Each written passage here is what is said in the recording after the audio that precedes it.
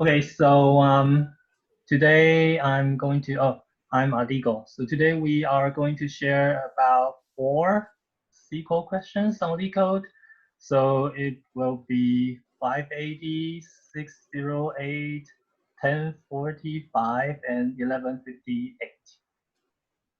So we have 4 people now, so let's get started. Okay, so let's start with the 580, count student number in department. So the question consists of 2 tables.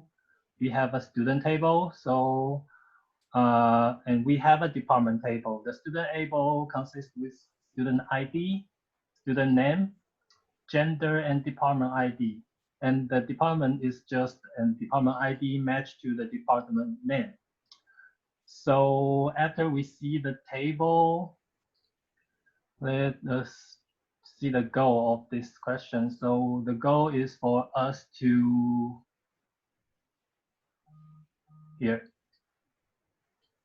write a query to print the respective department name and number of student measured in each department. So basically, we need a list of all the departments and the number of the student measured in that department. So this is a sample output. So how do we deal with this kind of question? First, my approach is that there is a keyword in here. So this is my first approach. So there's a key things in here that you have to list all the department in the department table, even ones that with no student in major in. So for me, this is a hint of that we need an outer join. We need a left join of the student table so that we can preserve all the department in this department table. So this is my first approach. And the second step is that because this is the goal for us that we list like engineering, we have 2 students. And the science, we have 1 student. From this example, we can see that engineering student will be Jack and Jan, because we can join by the department ID. So the first goal for me is that if I can get a temporary table as the department name, and then I link the student ID to the department. For example, I list the student ID number 1, who is Jack, to the department they are in. So Jack in engineering, Jan in engineering, Mark in science, and there's no one in law. So if I can generate this temporary table, then I can count the student ID to get the count of the student number. So to get to this step, I need to write a query like this. I will list the department name, the student ID, and then my major table, my driving table is department. And like the first step, already hint that we need a left join with student using the department ID. So after we have this table, we aggregate it. So to aggregate it, we just use this count function. And then by using that, we group the count by the department name. And then the last thing is that we give an alias of the student number, because it's the outcome that we need to have. And then we order by, I guess it's here, sort those departments alphabetically by department name. So I sort the number by student ID, student number, and by department name. So this is how I approach to this problem. So anybody have any doubt or question about this? Just unmute yourself. So if not, then let's move on to the next one. All right, so our next question is a little bit tricky. So next one is the 608 tree node. So for me, always I would just try to get the example of the example input. So this is the example input that we have. So we have just one table, which is called tree. And then we have ID. And then for each ID, we have a PID, which stands for parent ID. So, and then they tell us that this will represent a tree. Well, it didn't mention that it will represent one tree. It could be two trees, it could be three trees. We don't know. But we only know that every node in here is a tree node, and the parent ID is their parent. So for this example, actually, they already draw out the tree structure for us. So for the ID number 1, there's no parent, so we know that 1 is the root. And then 2 and 3 have the parent as 1. 4 and 5 have 2 as the parent. So the tree, if you draw it out, it's like this. So 1 don't have any parent. 2 and 3 have 1 as the parent. 4 and 5 have 2 as the parent.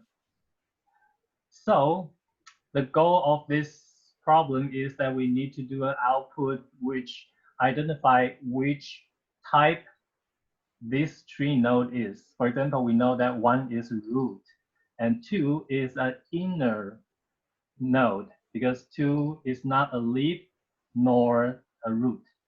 And then 3, 4, 5, they are a node with no child, with no children. So 3, 4, 5 is leaf. And then also in this problem, they already gave us the definition of leaf, root, and inner. So for me, the first step is that we need to translate this definition to our SQL code. So for leaf is that if the node is a leaf node. So leaf is, for me, is all the ID in this table that is not in the parent ID, which means that you cannot find, for example, 5 is a leaf because you cannot find 5 in the parent ID. So for any point, for any ID that is not contained in the parent ID, then that point is a leaf. And then root is if the node is a root of the tree. So if we translate that to SQL, root is the ID with PID is null. So that's how we define 1 as the root because 1 don't have any parent. And then inner definition is here if the node is neither leaf nor the root. So when we translate to SQL, it's all the parent ID in here. So every point in here will be an inner node. So after we translate the definition to the SQL, so my approach is that we can just choose 2 of these out of the 3. And then the last one, we can just use else. So this is my approach. If for the first one, if we choose the root definition and then we choose the inner definition, so root is parent ID is null, right? So this is root. And then I choose inner. So inner is for all the PID. So my inner is ID in, and I do a sub-select with all the PID. And then I do the else as leaf. So this is all the ID from the tree, and then I order by ID. So I can also choose like root and leaf and put the inner in the else. So this is an example if I choose root and leaf and then put everything else in the inner. So this is my approach. Anybody have questions? You can just unmute yourself. Hi, Adigo. I do have two questions for this particular problem. So the first one is in your code, line 15, when ID in the subquery, the inner, right? Yes. Does the inner supposed to have like two conditions be satisfied at the same time? Because for the root node, the ID of the root is also in the subquery. Yeah, right? so that I will explain. So do you have any other question? So let me, if not, Another okay. question is, my code is like is the same as your second approach, but before I did that, I use not in, I use ID not in instead of your line 27 not exist. But that code returns like 0 row instead of what is supposed to return, and I don't know why. Oh, okay. So let me explain the first one first. Okay. So the first one is because, so that's why I think, I don't know who picked this question, but this question is a good demonstration of the case when. So you have to know that when SQL interpret the case when, it interprets one by one. So the reason why the second one won't include the root is because if the root is the first one, it will already print out. So for ID1, the case condition stop right here. It won't go to the second statement. Do you understand what I mean? So yeah, so for ID1, this will be true immediately. It won't go to the second one and show it as an inner. So that's the trick when you use the case. You have to order your condition in a way that you want. Oh, okay. So it's kind of like if else if, right? Yes. So okay. so I don't understand. Of course, if you put that in here, like and PID is not null, this will work, but this is not necessary because for this condition already filter out in here. Oh, what I do? Okay. Let me go back. Okay. Yeah. So this is your first question. So the second question is that you use not in and I use not exist. I think not in should be fine. You mean that when you use not in, there's no one show as leaf? Yes. Let me copy the not in code in the chat. Okay.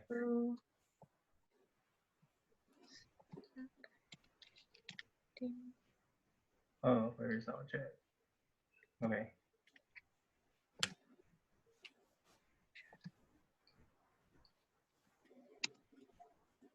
Oh, our chat.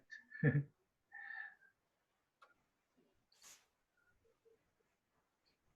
so let's show this in here and everybody can discuss.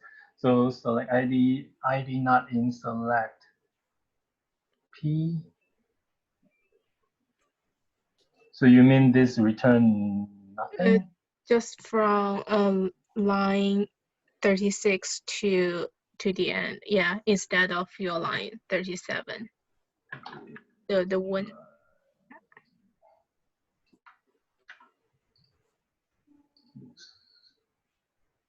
Yeah. Hey, why? Where ID not in select PID from tree. Yeah, this is supposed to return the ID of 3, 4, 5.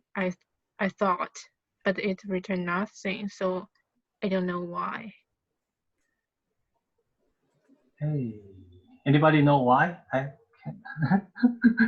For now, I don't know why. Because if you like remove not, the in statement it works, but like I thought not in is the like complement to in statement, right? But I think there is something Okay.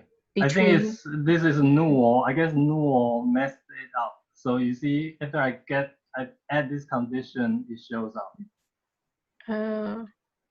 But Yeah, because you see there is a null. So I guess it's like in SQL, you have to be careful with null. And then when you try to debug, most of the time it's related to null. Oh, okay. Yeah, but I don't really know why. I guess the null mess it up because every time there's a thing, I don't know why, but there's a thing. For any condition in SQL, it sometimes will not deal with null. So it will just skip the entire thing when it finds null or something. So null is a tricky thing. I don't know how, but that's how I always debug. So if there is a null, I will just check if the null mess up everything in here. So yeah, I guess that's probably why. For now I can see why, but I think that's because of the null. Okay. Okay, so I guess I got lucky because I used not exist and then I just used select one. I tried not in first and it didn't work, so I used not exist instead. Yeah, but actually this will be slower because you are doing a subquery based on every AID. Yeah, so for example, if you use this, SQL only need to do this query once, right? Because once you run it, it can do every ID and check if it's in here. But for this type of subquery, for every AID, it need to run this one time. So for this table, it has 5 IDs in this table. Then this query will run this subquery 5 times. Compared to when you use this one, the subquery only run once. So there is a difference in the efficiency, but I don't know, I didn't really notice this. So yeah, so this is not a good way to use a subquery, but I just use it. Yeah, but don't use it. Thank you. Okay, so anybody else have any questions? If not, then we can move on to the next one. So, okay, next one, 1045, customer who bought all products. So I'm lazy. Every time when I see a question, I will just go directly to the example. So from the example, we know that we have a customer table, and it's a combination of customer buy this product, customer 2 buy product 6, customer 1 buy 6 again. So, and then we also have a product table, which is just simply all the product in that we have. And the goal is here. The goal is to write a SQL query for a report that provide all the customer IDs from the customer table that bought all the product. So you need to find somebody, for example, customer 1 who bought 5 and 6, and customer 3 also buy 5 and 6, and 2 only buy 6. So the result that we want is 1 and 3. So the first question is, could a customer buy something not in product table? And but well, I will put the answer in here. The answer is no. But why? Why is the answer no? Well, I copy and paste these 2 lines from here. So the first line is from here. Product key is a foreign key to product table. So in this customer table, we have a product key. And this product key is a foreign key from another table. And this table, this is the second line here. I copied that from here. Product key is a primary key column for this table. So that means by these two lines, we know that whatever product key in this customer table will always in the product table. So you do not need to consider this at all. If you consider this, it will make your query way more complex because but now, because every product key in the customer table will exist in product, all we need to do is to just count how many products a customer buy, and then if the total number that they buy match to the length of the product table, then that's our answer. So this is my approach of how I do this question. So I just simply do a really simple query to select all the customer ID from customers, and then I group by customer ID. And then I check if the count of the distinct product key equals to the count of all the product in the product table. And that's it. So when you are sure this will not happen, it makes the result query really simple like this. So anybody have any question about this one?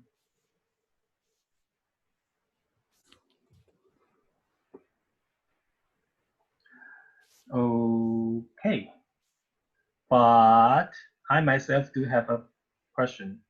So how many distinct I use in this query? I use only one. And why? Why I don't need a distinct, for example, in here? Why? Because it's primary key? Yes. So because it's primary key, so you actually don't need to use it in here. But because it's a foreign key in here, so it could duplicate, just like you see in here. It could duplicate in here. So in here, you cannot forget this. You cannot omit the distinct here, but you do not need to do the distinct here. So I guess that's it for this one. If anybody else have any questions, unmute yourself. Otherwise, we are going to our last and our bonus one for today.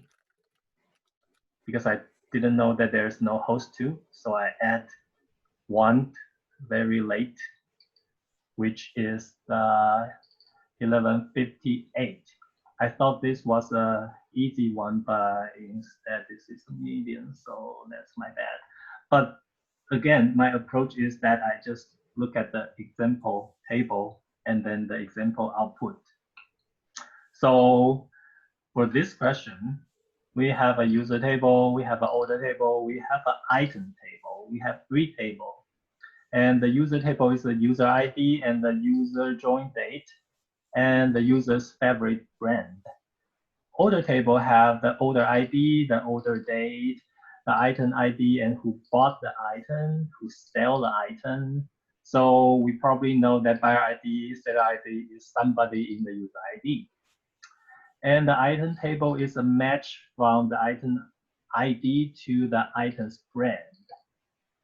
And the output that we are looking for is a match of the buyer ID, the buyer join date, and the orders in 2019. So if we look at the goal of this query is that we need to write a SQL query to find each user, the join date, who joined this this product, I guess, and the number of orders they made as a buyer in 2019.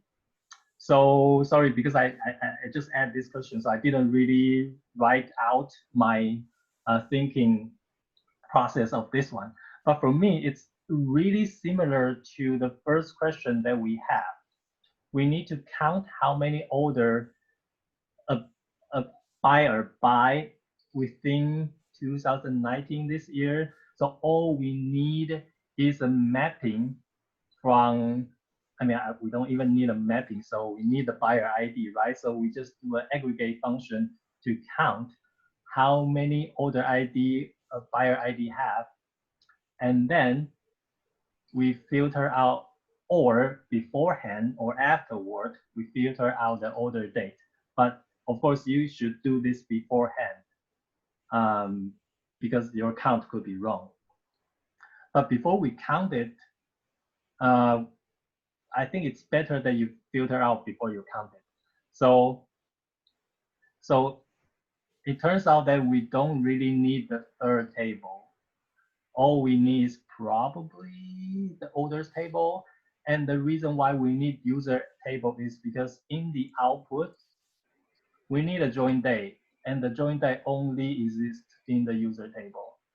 So in the beginning, I think this is really easy, right? So we just need to do an aggregate function in here. But it turns out that this is my result. I do a subquery to count this, to count the order in this table first, right? So I use a where to filter out the year, and then I do a count on the order ID, and then I group by the buyer ID. So I get a subquery of a derived table first with a buyer ID paired with the count of how many orders they made during the year 2019. And I left join them. Why? Because they want every user. So that's why I said it's really similar to the first question. So we need the user to show up even when the gift we remove. Okay, love it. Okay. So we where am I? Okay, I need the result to have the user even when the user did not make any purchase in year 2019. So for example, user 3, user 4, they never purchased anything in 2019, but I still need to show them in here. That's why we do a left join. So I left join with the user. Why? Because I need the join date.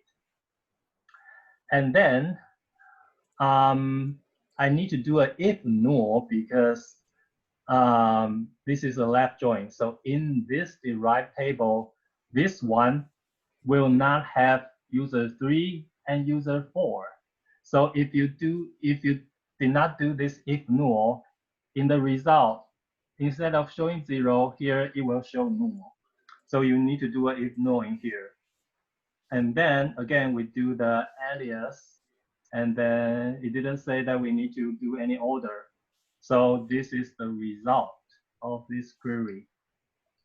So for now, anybody have any question about this one?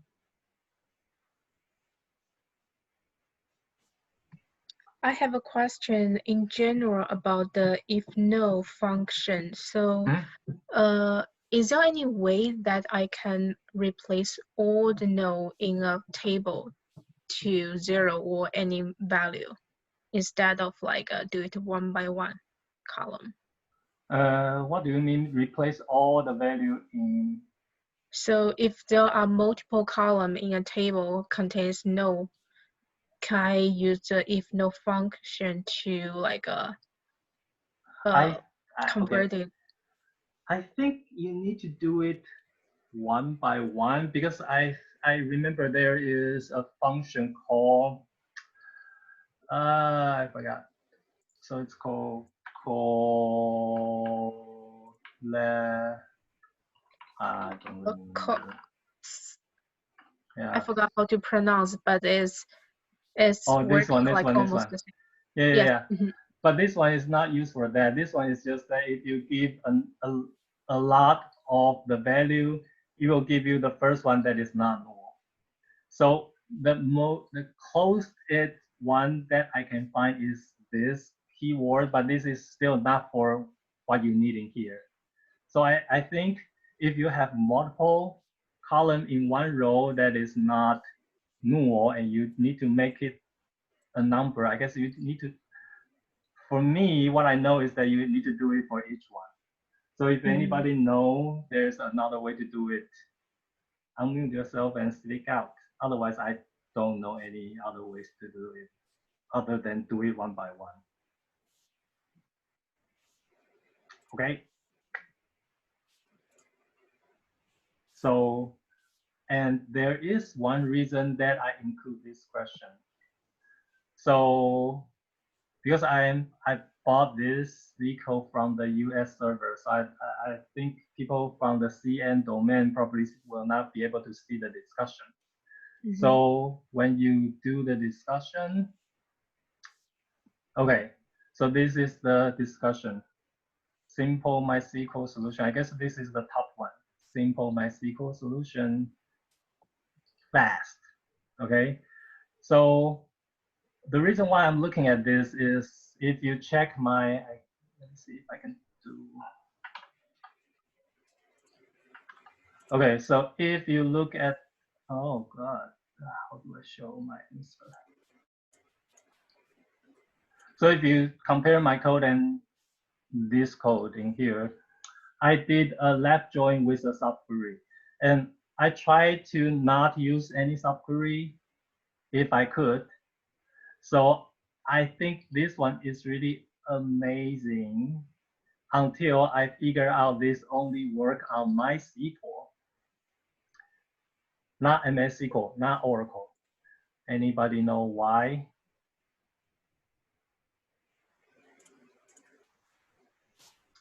So I Google it. It's because of the group by. So in any other relational database, I think when you have a select of the buyer ID and join date, you have to also put the join date in the group by. Otherwise, the SQL will give you an error. Only in MySQL, it allows you to do this. So you can add a join date without put the join date in the group by. So in all the other language, all the other SQL, if you put the join date in the group by, it will run, but it will give you the wrong result. So that's why this answer only works in MySQL. And for my own personal opinion is that I will not learn this because this one only works in MySQL. And if you go to the interview, you don't know if your interviewer knows these things in MySQL that you can do this.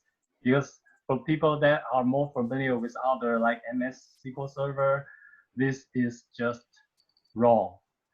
And you know that when you see other people reply, they also point out that from what they learned, this is wrong, this will not run. So that's why I include this question in our today's presentation, because I think this is a very good thing to learn about group by.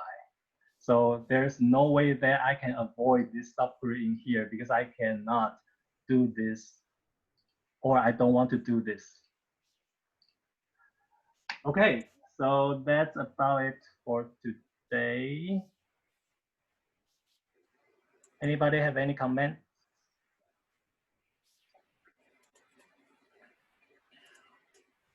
I just want to thank you for the presentation. It was amazing. Thank you, thank you, thank you. But I didn't realize there is no host two until this afternoon. So 对啦，所以我就紧急加了一题啦。所以这一题我就觉得我是真的有学到什么东西，就是当我看到我竟然没有办法，我竟然没有能力干掉这一个 left join subquery，然后别人竟然可以的时候，我就去看了一下到底是为什么，结果我就发现原来是这个东西。那我是觉得说这个东西最好不要学，因为任何一个我觉得只有 work 在 MySQL 上面的东西，知道就好，还是不要学比较好。所以我就觉得好像变成说在 discussion 里面的解答，好像通常也不见得是最好的，这就是我的心得啦。但是 group by 的话，就是 group by 里面的那个 column name 是必须那个相对应的 select statement 里面也只有它或者是 aggregation 的对对就是你如果有5个不是 aggregate 的，然后5个是 aggregate 的，你总共10个东西在 select 里面的话，这所有的 other language 你都必须要把那5个不是 aggregate 的放到 group by 里面，那个编译器才会让你跑。但是 MySQL 就是可以给你例外，所以就变成说它可以写的这么漂亮，那只是因为这是在 MySQL 里面。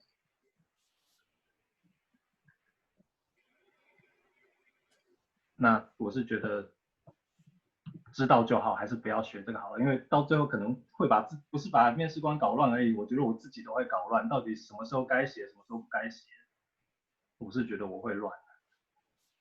对的，而且就是像有的题目，我就是把它的那个就是 table 那个那个 create 那个 statement 那些 infrastructure 去，然后 copy 到 MySQL 里面去跑，但是它就跑不出来，就很奇怪，可能也是因为版本的问题吧。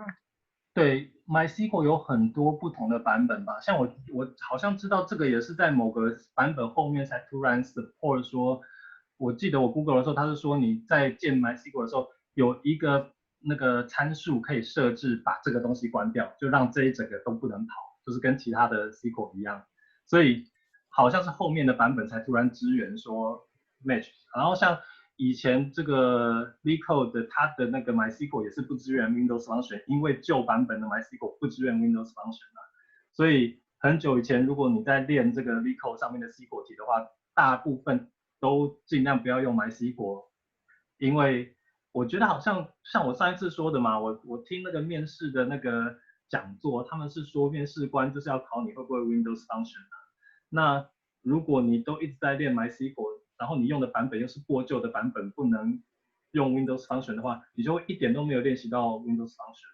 可是好像重点就是你必须要练 Windows Function，所以这是我的感想啊。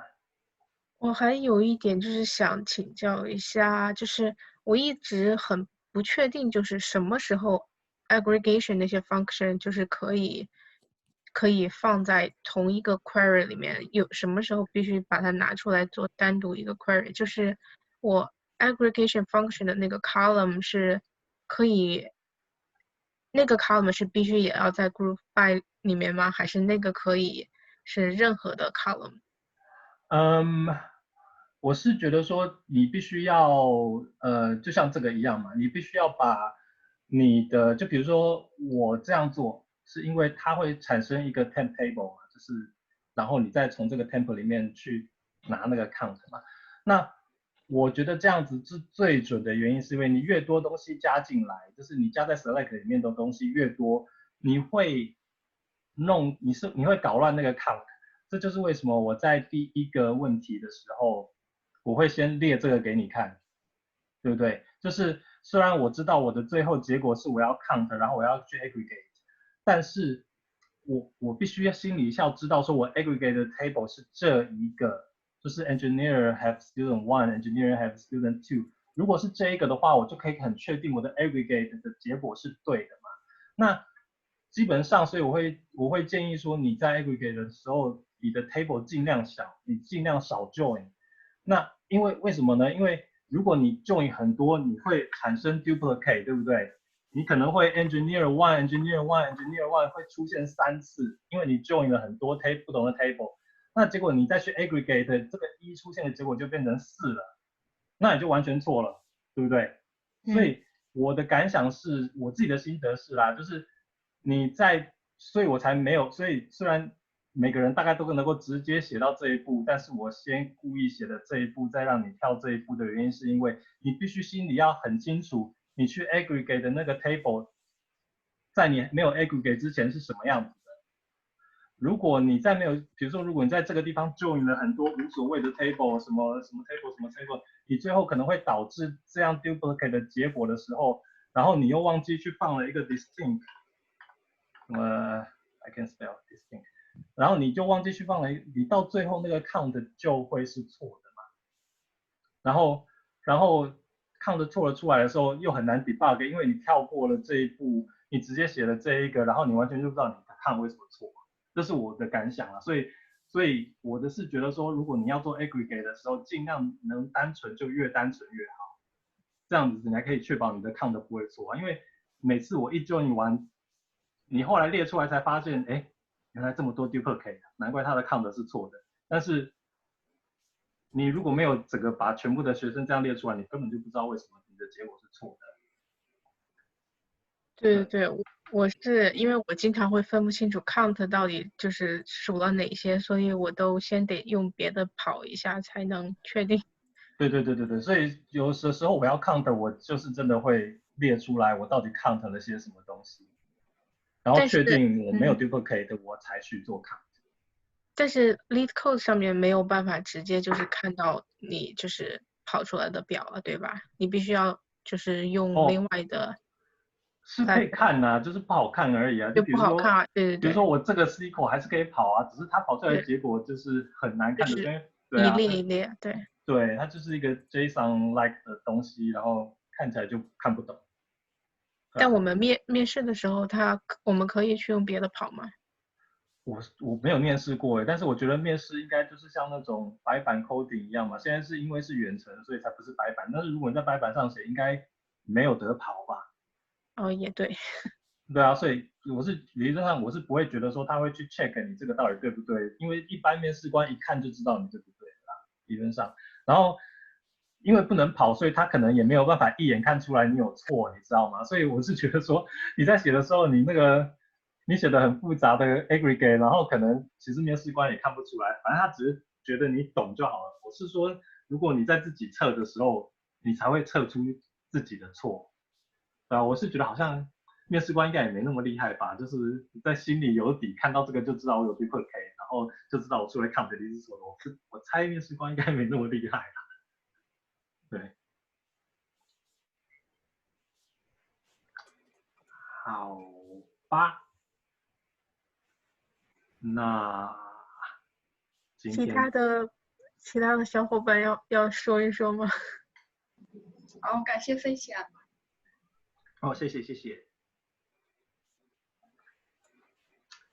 好吧，小班制也不错。